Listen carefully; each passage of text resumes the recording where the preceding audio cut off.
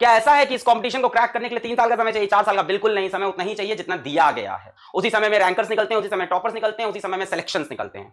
कोई अब नॉर्मल बच्चा आके सेलेक्ट नहीं होता है, ऐसा कुछ नहीं है। मैंने ऐसे बच्चों को सेलेक्ट होते हुए देखा है जिनके 10th में 8 CGPA हो, या आईसीएसई बोर्ड के हैं तो जिनके 70% हो, 65% हो। और मैंने ऐसे बच्चों को ना सेलेक्ट होते हुए देखा है जिनके क्लास 10th में 10 CGPA रहे हो, 94% रहे हो, 93% रहे हो।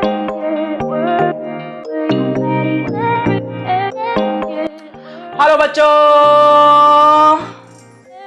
क्या हाल सभी बच्चों के? जय श्री राम बच्चा लोग, कैसे हैं आप लोग? बच्चा party, how are you kids? Fine, I am also fine, I am doing good, very good. आपकी तरफ से रिजल्ट कब आएगा? जब आप अपनी तरफ से एफर्ट दोगे। मैं फिर से आपसे बोलता हूं कि लक्ष्य बैच में हजारों बच्चे पढ़ रहे हैं, लक्ष्य बैच में हजारों बच्चे पढ़ रहे हैं, पर सिलेक्शन तो किसका होगा? 0.1 से लेके 0.3% का। रिपीट, 0.1 से लेके 0.3% बच्चों का ही सिलेक्शन होगा इस बैच के अंदर से। ये बात मैं बहुत क्लियर कर रहा हूं। वो जिनका 11th भी अच्छा था, वो जो 12th में भी पूरी मेहनत कर रहे हैं, वो जो फिजिक्स के सिवा केमिस्ट्री, मैथ्स या केमिस्ट्री, बायो में भी दिल जान लगा रहे हैं, जिस तरह से फिजिक्स में वो पढ़ा मैं सबको रहा हूं। लास्ट में आप बोलोगे यार मैंने भी लक्ष्य बैच में पढ़ा था। सवाल नहीं बने एग्जाम में। क्यों नहीं बने? सर नहीं बनाए थे? बनाए थे। डीपीपी नहीं सॉल्व की थी। कहां लैग कर गए? रिवीजन में लैग कर गए भाई साहब। हम एक चीज को एक बार पढ़ते थे और अपने आप को सुपर जीनियस समझ के उस चीज को छोड़ देते थे। कीप रिवाइजिंग, अपने दिन का एक टाइम बना लो जिस टाइम आपको प्रीवियस चीजों को रिवाइज करना है। Be it physics, be it chemistry, be it biology, be it math, be it English, any subject that you are studying. आप जब इसको ऐसे पढ़ते हो ना, बड़ा मजा आता है, क्लास में बड़ा मजा आ रहा है। कॉन्सेप्ट के बाद कॉन्सेप्ट, सवाल के बाद सवाल, सर एक और न्यूमेरिकल, एक और न्यूमेरिकल, सर डीपीपी भी सॉल्व करेंगे, सर ये भी करेंगे, सर वो भी करेंगे।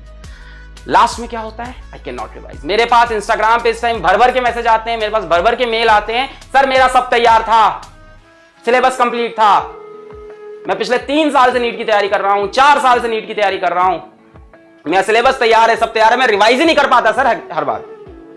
क्या ऐसा है कि इस कंपटीशन को क्रैक करने के लिए 3 साल का समय चाहिए, 4 साल का? बिल्कुल नहीं, समय उतना ही चाहिए जितना दिया गया है। उसी समय में रैंकर्स निकलते हैं, उसी समय टॉपर्स निकलते हैं, उसी समय में सिलेक्शंस निकलते हैं। कोई अब नॉर्मल बच्चा आके सेलेक्ट नहीं होता है, ऐसा कुछ नहीं है। मैंने ऐसे बच्चों को सेलेक्ट होते हुए देखा है जिनके 10th में 8 CGPA हो, या आईसीएसई बोर्ड के हैं तो जिनके 70% हो, 65% हो। और मैंने ऐसे बच्चों को ना सेलेक्ट होते हुए देखा है जिनके क्लास 10th में 10 CGPA रहे हो, 94% रहे हो, 93% रहे हो। सिर्फ और सिर्फ एक आंसर है, कड़ी मेहनत, जुझारू मेहनत। जब तुम्हें इस बात का फर्क ना पड़े तुम कैसे कपड़े पहन रहे हो, तुम कैसे दिखाई पड़ रहे हो, जब तुम्हें इस बात का फर्क नहीं पड़े कि चाय ठंडी है या गर्म जो हम पी रहे हैं, तब तुम कड़ी मेहनत कर रहे हो। तुम्हारी जिंदगी में जितनी भी फरमाइशें हैं, जितनी भी ख्वाहिशें हैं, सब उड़ गई हैं, सब ओझल हो गई हैं।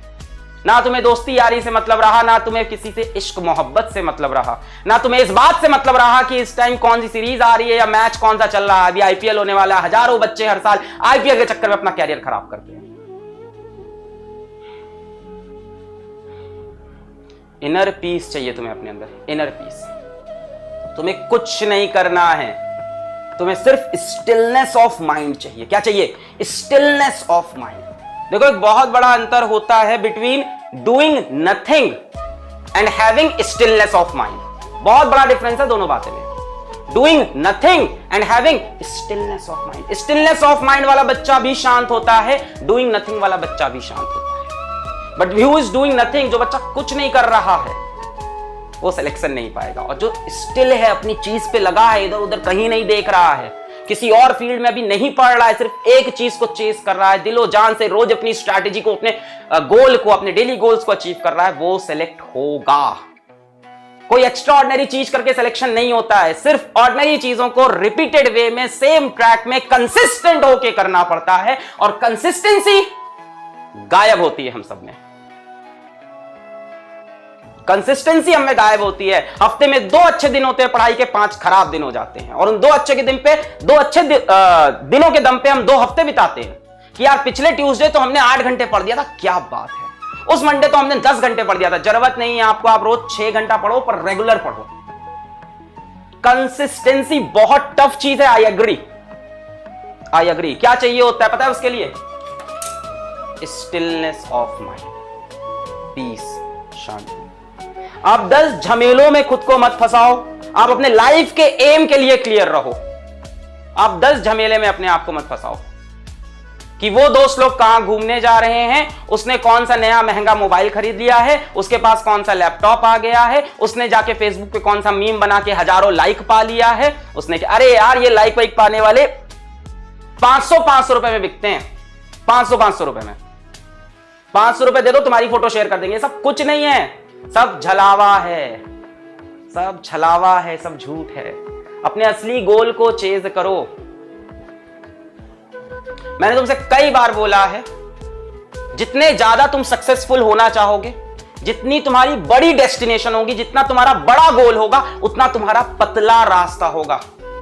The more successful you want to be, the narrower the path is. वो बहुत पतला रास्ता होता है, पतली सी गली, उसी में ऐसे चलना पड़ता है। ऐसे भी नहीं कर सकते, ऐसे भी नहीं कर सकते, पीछे पलट के भी नहीं देख सकते, हाथ भी नहीं उठा सकते, ऐसे झुक के निकलना पड़ेगा।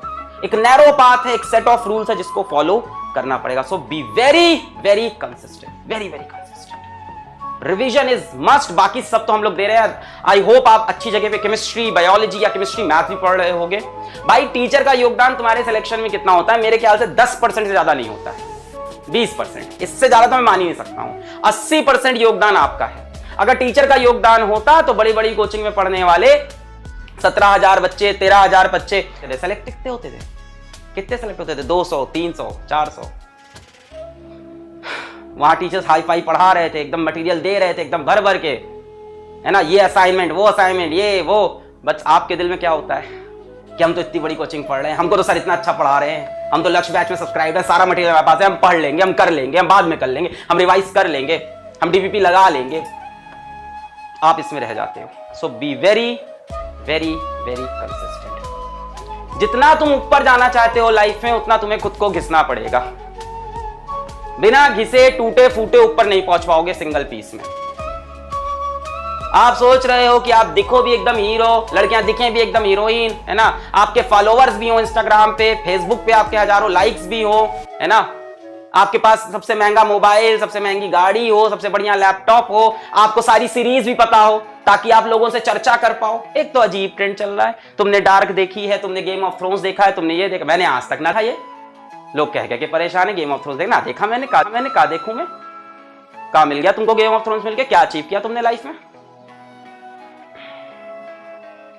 इन सब चीजों में जो नहीं पड़ेगा, जो संघर्ष करेगा, वो पहुंचेगा ऊपर।